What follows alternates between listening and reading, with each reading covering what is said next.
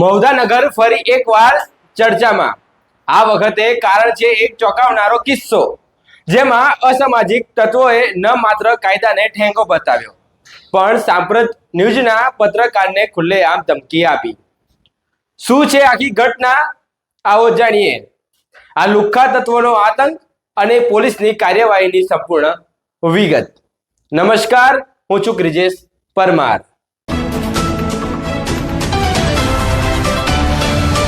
આજે 16 એપ્રિલના 2025 બપોરે 11 વાગે મૌદાની એક શાંત ગલીમાં એક નાનકડી બાબતે બોલેરો ગાડી પાર્ક કરવાના વિવાદ એટલો વધ્યો કે ચોક્કસ કોમના 4 શખ્સો સામસામે આવી ગયા।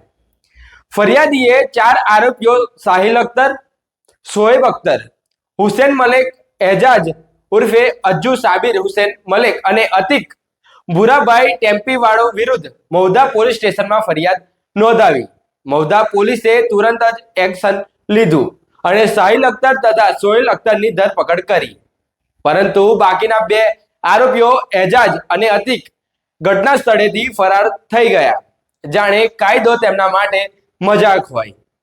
પરંતુ આ ઘટના અહીં અટકી નહીં। સાંપ્રત ન્યૂઝના નીડર પત્રકાર જ્યારે આ ગુનાની વિગતો લેવા સરદાર પોલીસ ચોકી પહોંચ્યા અને ઓફિસે પરત ફર્યા, ત્યારે એક અજાણ્યા નંબરથી ફોન આવ્યો। ફોનની બીજી બાજુએથી આવ્યો એક ડરામણો અવાજ, જેણે ધમકી આપી, આ સ્ટોરી કવર ન કરો, સમાચાર બનાવશો તો તમારું છાપરું સળગાવી દઈશ। મા બહેનની ગંદી ગાળો અને જાનથી મારી નાખવાની ધમકીઓ આપી। એટલું જ નહીં, ધમકી આપનારે બેશરમીની તમામ હદો પાર કરી અને કહ્યું કે ચકલીમાં આવી જા। ચકલી મૌદાનો એ વિસ્તાર જ્યાં ચોક્કસ કોમની વસ્તી વધુ છે।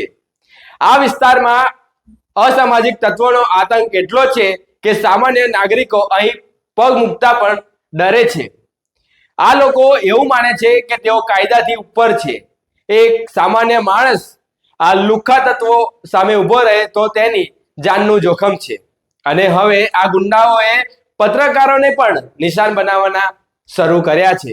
તમે પણ સાંભળો આ લુખ્ખાએ શું કહ્યું। બોલો। તમે વિડીયો બનાવ્યો? હાજી। આ તો ખોટી વિડીયો ના જોજો। હા, એમની ખોટી વિડીયો કોઈ બી છોડતા નહીં, એમ કહું છું તમને। ખોટી નહીં, જે પોલીસ પ્રેસ છે ને એના ઉપર જ થાય ભાઈ। હો ભાઈ એવું નહીં કરો, પણ ખોટી વિડીયોમાં ખોટું ના આવવું જોઈએ, એમ કહું છું। હા તો ખોટું ના હોય સાહેબ, અમે તો પોલીસના રેફરન્સ સૂચિપત્ર જે આપ્યું હોય ને એનાથી વધારે અમે કશું લખી નાખી શકીએ। કોણ બોલો આપ?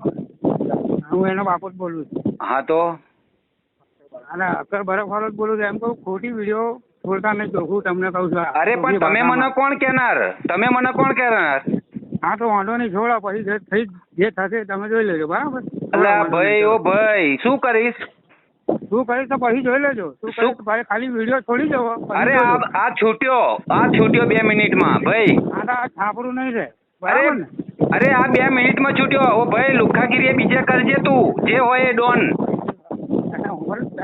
વાત કરું ને, વિડીયો ના છોડજે। હે તકલીફમાં અત્યારે જ આવ્યો। પરંતુ સાંપ્રત ન્યૂઝ આ ધમકીઓથી ડરવાનું નથી। અમે આ અસામાજિક તત્વોના આતંકને ખુલ્લો પાડવાનો નિર્ણય કર્યો છે।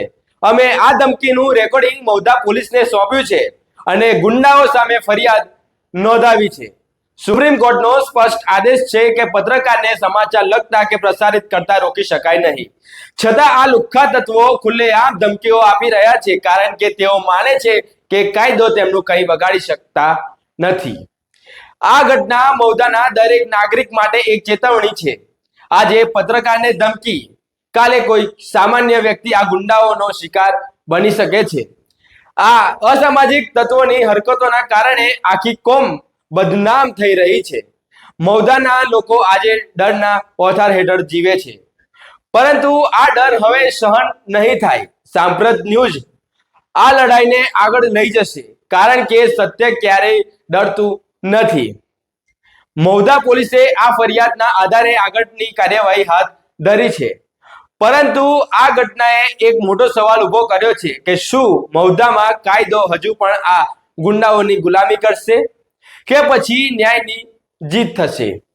સાંપ્રત ન્યૂઝ આ લડાઈમાં છેલ્લા શ્વાસ સુધી લડશે, કારણ કે અમે માનીએ છીએ કે પત્રકારિતા એ માત્ર સમાચાર આપવાનું માધ્યમ નથી, એ એક હથિયાર છે જે અન્યાય સામે લડે છે.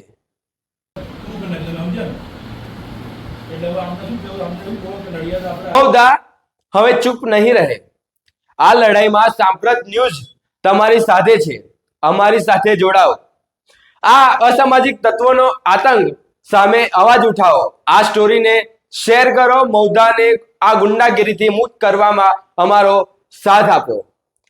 સાંપ્રત ન્યૂઝ, જ્યાં સત્ય બોલે છે નિડરતાથી. જો આ વિડીયો પસંદ આવ્યો હોય તો વિડીયોને લાઈક અને ચેનલને સબસ્ક્રાઇબ જરૂરથી કરજો.